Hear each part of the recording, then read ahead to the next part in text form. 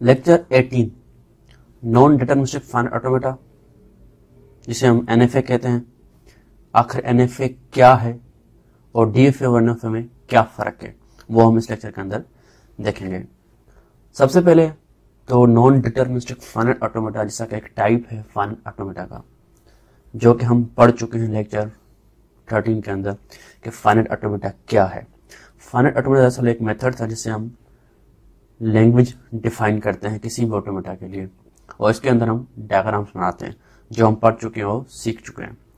क्योंकि दुनिया में कोई मशीन हो जिसे हम ऑटोमेटिक मशीन, जिसे हम इनपुट दें, उसके बाद सारे फंक्शंस वो खुद परफॉर्म करे, उसे हम कहते हैं ऑटोमेटिक मशीन।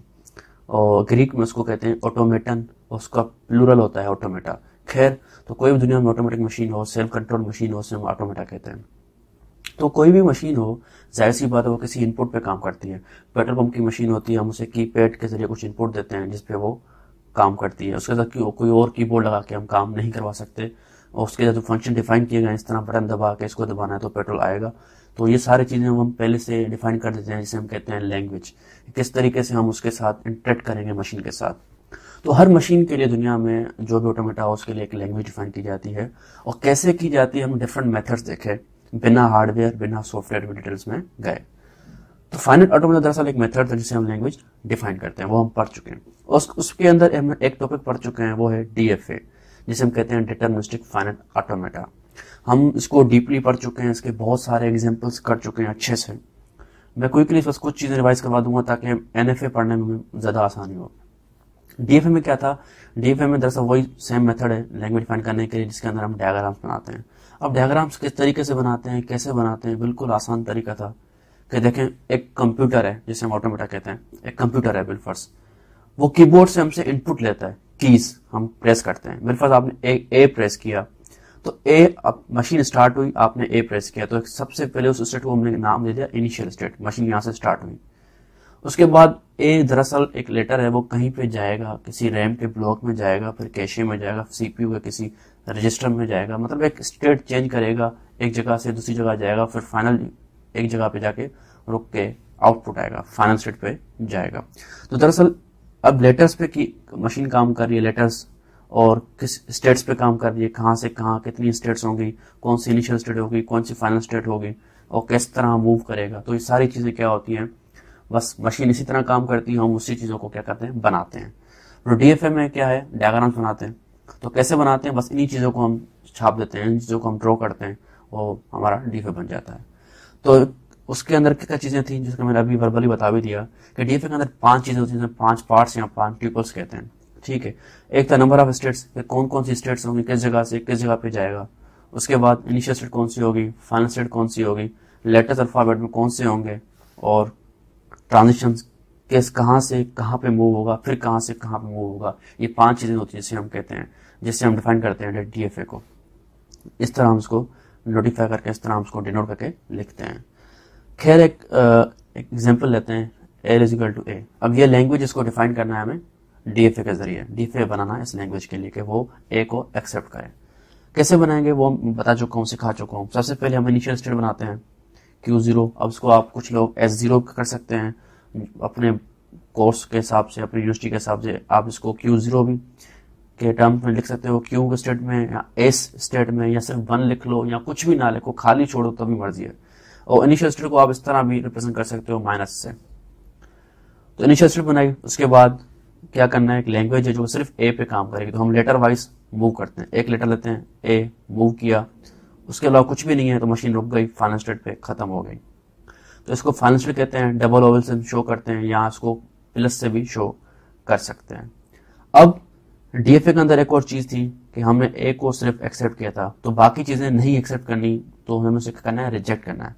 तो शुरू में ए आएगा तो मशीन एक्सेप्ट करेगी, अगर शुरू में बी आता है तो उसे रिजेक्ट करेगी, और उसके बाद चली जाएगी इसी स्टेट पे जहां पे फिर ए बी आता रहे, कुछ भी आता रहे, उसको वो यहीं पे रखेगी, जिसे हम कहते हैं डेड एंड स्टेट। और उसके बाद भी कुछ आता है उसको भी रिजेक्ट करना चाहिए, एक भी उसके बाद भी कुछ आए तो वो रिजेक्ट हो जाए। तो इसे हम कहते हैं डेड एंड स्टेट। ये इनिशियल स्टेट और ये हमारी फाइनल स्टेट, जिसे हम कहते हैं एक्सेप्टिंग स्टेट। तो इस तरह एक डीएफए बनाया जाता है। और इसका एक ही रूल था, वो क्या रूल था कि 1 letter can not move to more than one state, मतलब ए यहाँ पे जा रहा है तो ए यहाँ पे नहीं जा सकता, ए दो जगहों पे नहीं जा सकता, एक स्टेट से सिर्फ एक लेटर एक बार मूव करेगा बस, बहुत जगहों पे मूव नहीं कर सकता। तो इसलिए हम कहते हैं कि हर लेटर का एक आउटपुट होता है, हर स्टेट का एक ही आउटपुट होता है। तो हमें पता होता है कि नेक्स्ट स्टेट कौन सी होने वाली है, इस वजह से इसको नाम देते हैं डिटर्मिनिस्टिक, कि हमें नहीं अगली स्टेट पता है कि क्या होने वाला है, तो इस वजह से इसको डिटर्मिनिस्टिक फाइनाइट ऑपरेटर कहा जाता है।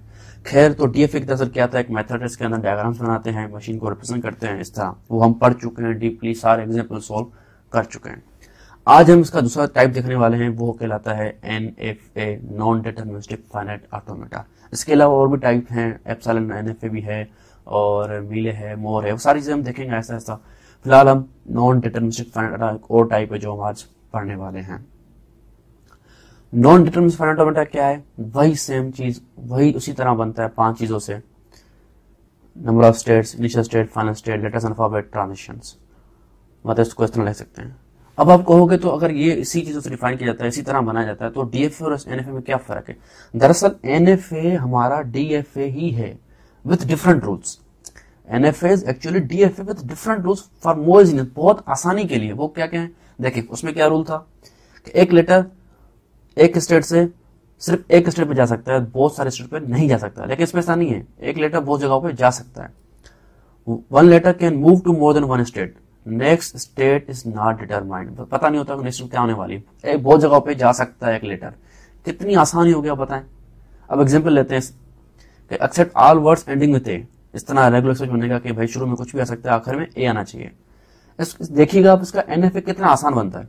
ये देखें, शुरू में इनिशियल स्टेट बनाई, लूप लगाया, ए बी कितने भी आ सकते हैं, लिखा हमने कोमा करके, उसके बाद ए आएगा तो मशीन स्टॉप हो जाएगी, खत्म। ये इनिशियल स्टेट, ये फाइनल स्टेट, बस इतनी सी डायग्राम बनी है एनएफए के लिए। अगर हम डीएफए बनाते सोचे कितना मुश्किल होता, क्योंकि ए यहाँ पे आ रहा है, ए यहाँ पे भी जा रहा है, तो ये पॉसिबल नहीं है डीएफए के अंदर। डीएफए के अंदर सिर्फ एक लेटर एक जगह पे जाएगा। तो एनएफए के अंदर देखें, हमने यहाँ पे लूप लगा लिया, यहाँ पे भी आ रहा है, यहाँ पे जा रहा है, बात खत्म। जब यहाँ पे आना होगा आखिरी बार तो यहाँ पे आ जाएगा, मशीन खुद समझ जाएगी भाई आखिरी आ गया, मैंने एक्सेप्ट कर लिया, बस।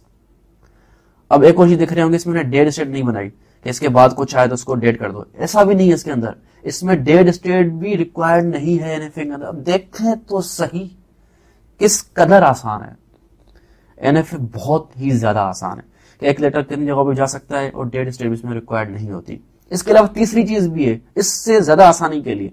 अब हम एक स्टेट पे खड़े हुए, मुझे 5 स्टेट छोड़ के 6ठी स्टेट पे जाना है, तो मुझे हर लेटर चाहिए होगा बीच में निकलने के लिए। लेकिन एनएफए में से जरूरी नहीं है, एक स्टेट से दूसरी स्टेट पे विदाउट एनी इनपुट भी जाया जा सकता है एनएफए के अंदर, जिसे हम कहते हैं, अब ये एक स्टेट है दूसरी स्टेट पे जा रहा है बिना किसी इनपुट पे, जिसे हम कहते हैं कि वो नल स्ट्रिंग या एप्सिलॉन अलाउ करता है, मतलब एक जगह से दूसरी जगह पे विदाउट एनी इनपुट जा सकता है। वो can move to other state without any input, जिसे हम दूसरे अल्फाज में, अब ये आप नल लिख लें या एप्सिलॉन, एक शो करने के लिए भाई यहाँ पे कोई भी इनपुट नहीं आ रहा, इसको हम यूं कह सकते हैं, इट अलाउज नल ट्रांजिशन या एप्सिलॉन ट्रांजिशन। और इस वाले तीसरे जो रूल है इसको हमने अलग कर दिया, इसका नाम दे दिया हमने एप्सिलॉन एनएफए, जो कि एक अलग टॉपिक अक्सर बुक के अंदर पढ़ाया जाता है ताकि उससे और अंडरस्टैंडिंग हो जाए। ये और ज्यादा आसान है। पहले हम डीएफए पढ़ते हैं और फिर एनएफए, फिर एप्सिलॉन एनएफए। एप्सिलॉन एनएफए भी एक अलग टाइप कर दिया गया इसी वजह से कि इसमें नल स्ट्रिंग को किस तरह अलाउ किया जाता है, किस तरह के स्टेट से दूसरी स्टेट पे विदाउट एनी इनपुट जाया जा सकता है, वो ज्यादा आसान है। तो अभी हम क्या करेंगे, सिर्फ एनएफए को देखने वाले हैं, जिसके अंदर 2 rule, one letter can move to, मतलब 2 जगह पे जा सकता है बहुत सारी जगहों पे, और इसमें डेड स्टेट रिक्वायर्ड नहीं होती। कुछ और एग्जांपल लेते हैं जिससे हमें और ज्यादा आसानी हो जाएगी। मेरे पास एग्जांपल है ऐसी लैंग्वेज जो कि खत्म हो 0-0 के साथ, मतलब 0-1 अल्फाबेट हो, तो रेगुलर एक्सप्रेशन इस तरह बनेगा, शुरू में कितने 0 बना सकते हैं, आखिर में 0-0 हो। अब इसका देखिएगा एनएफए कितना आसान बनता है। हमने इनिशियल स्टेट बनाई, लूप लगा लिया, 0-1 कितने भी आ सकते हैं, उसके बाद मशीन खुद चलती रही, उसको जब पता चल जाएगा भैया मेरे पास आखिरी 0-0 आ गया, तो मशीन खुद चली जाएगी, 0 एक्सेप्ट किया और रुक गई, खत्म। कोई इसमें डेड की रिक्वायरमेंट नहीं, कोई इसमें वो सोचने की जरूरत नहीं कि यार 0 यहाँ पे भी आ रहा है, यहाँ पे भी आ रहा है, कुछ भी नहीं। देख किस कदर एनएफए आसान है। एक और एग्जांपल लेते हैं, accept all words that contain sub string A, मतलब ऐसा स्ट्रिंग हो जिसके अंदर बीच में ए आए और शुरू में आखिर में कुछ भी आ सकता है। रेगुलर एक्सप्रेशन इस तरह बनेगा, शुरू में ए भी कितने आ सकते हैं, बीच में ए आए, उसके बाद ए भी कितने भी आ सकते हैं। अब देखिएगा एनएफए कितना आसान बनता है। शुरू में स्टार बनाई, इनिशियल स्टेट, ए भी कितने भी आ सकते हैं, ठीक है, उसके बाद क्या है, ए आया, मशीन को खुद पता चलेगा ए आया। उसके बाद कितने ए भी आ जाए एक्सेप्ट कर लेगा। देखें किस कदर NF आसान था, कोई डेड एंड स्टेट की जरूरत नहीं, कोई यहाँ पे रिजेक्ट करने की जरूरत नहीं, यहाँ पे रिजेक्ट करने की जरूरत नहीं, कुछ नहीं, कितना आसान है सोचें। अब देखते हैं कि DFA और NFA में क्या क्या फर्क था। हमने DFA पढ़ चुके हैं बहुत अच्छे से, NFA में हम देख लिया कि दरअसल वो DFA ही है, बस रूल्स और डिफरेंट है ज्यादा आसानी के लिए, मतलब दोनों चीजें आपको आ गई। एग्जाम्पल हमने करके देख लिए, बहुत ज्यादा आसान आपके लिए हो गया कि NFA बनाना किस कदर आसान है। तो अब देखते हैं DFA और NFA में फर्क, मतलब DFA versus NFA, difference between DFA NFA। अलग अलग करते हैं, DFA लिखा यहाँ पे, लाइन लगाई, NFA लिखा। पहला फर्क क्या था DFA के अंदर, वो जैसे हमने बताया रूल 1 के 1 letter can not move to more than 1 state, एक स्टेट से ज्यादा दूसरे स्टेट पर नहीं जा सकता। There is only 1 output, so next का पता होता है कि वो कहाँ जाना है। NFA के अंदर क्या था, 1 letter can move to more than 1 state, बहुत जगह पे जा सकता है, बहुत सारे स्टेट पे जा सकता है, तो पता नहीं होता कि नेक्स्ट स्टेट कौन सी होगी। एग्जाम्पल लेते हैं इसका, देखें। अब फिर बनाता हूँ कि ऐसी लैंग्वेज जो कि ए से एंड हो, कैसे बनाएंगे, शुरू में कितने लूप लगा लिया, कितने भी आ गए, आखिर में आएगा तो खत्म हो गया। अब इसी के अंदर अगर ये एग्जाम्पल बनाते हैं DFA के अंदर, तो किस कदर मुश्किल बनेगा। देखें यहाँ पे ए यहाँ पे भी आ रहा है, यहाँ पे भी जा रहा है, लेकिन यहाँ पे नहीं हो सकता, तो यहाँ पे हमने बी लूप लगाया, फिर ए गया, फिर वापसी आया, फिर ये कितना हमने वो DFA मुश्किल बनाया था। NFA किस कदर आसान है, तो इसमें एक लेटर एक जगह पे जा सकता है, यहाँ पे एक लेटर बहुत सारी जगह पे जा सकता है। एक और पॉइंट कि इसमें डेट स्टेट रिक्वायर्ड थी, इसमें डेट स्टेट रिक्वायर्ड नहीं होती। एग्जाम्पल देखें, अब बिलफर्ज सिर्फ एक ए को एक्सेप्ट करना है, तो मशीन स्टार्ट हुई, ए को एक्सेप्ट किया, यहाँ पे बी को रिजेक्ट कर दिया, या इसके बाद आने वाले हर चीज को रिजेक्ट कर दिया। लेकिन यहाँ पे क्या है, डेट स्टेट रिक्वायर्ड नहीं है, बस सिंपली अगर ए को एक्सेप्ट करना है तो सिंपली हमने यू बना दी।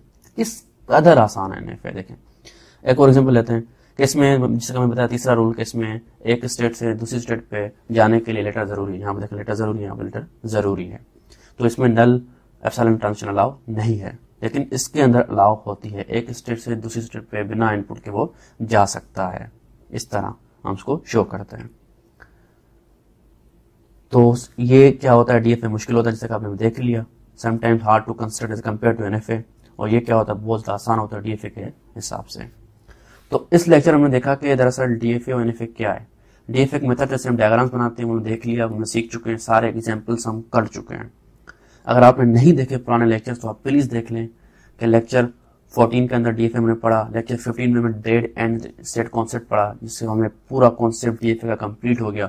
उसके बाद हमने एग्जाम्पल्स इतने सोल्व किए, लेक्चर 17 के अंदर तो पूरे के पूरे 18 एग्जाम्पल मैंने सोल्व करा लिए, जो कि इंपॉर्टेंट हैं, एग्जाम में आ सकते हैं, सारे सोल्व करवा दिए।